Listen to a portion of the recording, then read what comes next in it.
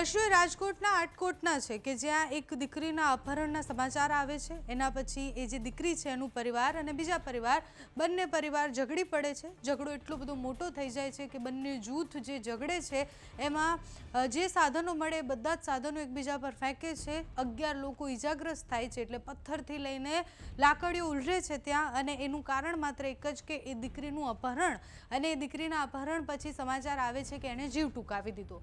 આ આખી ઘટનાની સંપૂર્ણ માહિતી હજુ સુધી નથી આવી, એટલે પોલીસે આ વિષય પર માહિતી નથી આપી। પણ 11 લોકો ઈજાગ્રસ્ત થાય એટલે તમે સમજો કે કેટલું મોટું એ ધીંગાણું થયું હશે। રાજકોટના એ ધીંગાણામાં 11 લોકો ઈજાગ્રસ્ત થયા, એ લોકોને હોસ્પિટલ લઈ જવામાં આવ્યા। એક પરિવાર જે છે, દીકરીના માતા પિતા છે, એમની સામે પણ ગુનો નોંધવામાં આવ્યો છે। પોલીસે ગુનો નોંધ્યો છે, મારામારીનો ગુનો નોંધવામાં આવ્યો છે। અને આખી ઘટના જે છે એ ધીંગાણામાં એટલે પરિવર્તિત થઈ કારણ કે બંને જૂથ આમને સામને એટલા ભયંકર રીતના આવ્યા કે ત્યાં જે એક નાનકડી બાબત કહેવાય કે ભાઈ એક કંઈ અસહમતિ થાય તો એ અસહમતિના સામે સવાલ જવાબ થતા હોય છે, એક આક્ષેપ થાય અને આક્ષેપ પછી જ્યારે આટલા ખરાબ રીતના આટલી ભયાનક રીતના મારામારી પર બે જૂથ આવી જાય એના પછી કાયદા અને વ્યવસ્થા પર પણ ઘણા બધા પ્રશ્નો થતા હોય છે। અત્યારે તો 11 લોકો જે છે એ 11 લોકો ઈજાગ્રસ્ત છે, એમને હોસ્પિટલ લઈ જવામાં આવ્યા છે। બાકી જે ટોળું હતું એ ટોળા સામે અત્યારે તો ગુનો નોંધી દેવામાં આવ્યો છે મારામારીથી લઈ, અને અત્યારે બધું જ શાંત કરવા માટે પોલીસ લાગેલી છે। પણ આ ઘટના માત્ર એ આટકોટ પૂરતી નથી, એટલે એક દીકરીના અપહરણના આક્ષેપ હોય અને પછી બંને જૂથ આમને સામને આવે, આવી અનેક ઘટનાઓ ગામડાઓમાં બનતી હોય છે જેમાં સામાન્ય નાની નાની બાબત પર લોકો આમને સામને આવી જતા હોય છે અને પછી એ જંગ લોહિયાળ થઈ જતી હોય છે। આટકોટમાં પણ કંઈક એવું જ થયું। દીકરીના અપહરણનો કેસ, એના પછી પરિવારના લોકો અને બીજા જૂથ બંને જૂથ આમને સામને આવી જાય છે અને બબાલ મોટી થઈ જાય છે। ત્યાંથી ધીંગાણાના જે દ્રશ્ય સામે આવ્યા છે તેના પર કરીએ નજર।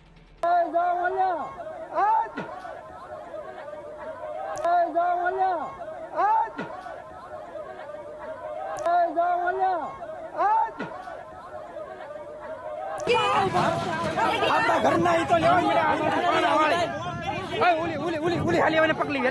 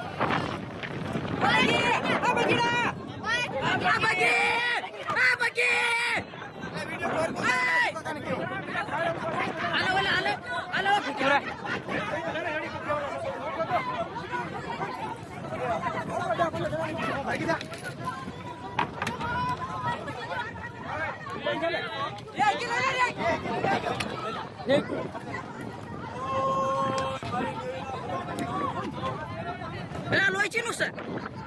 Ala.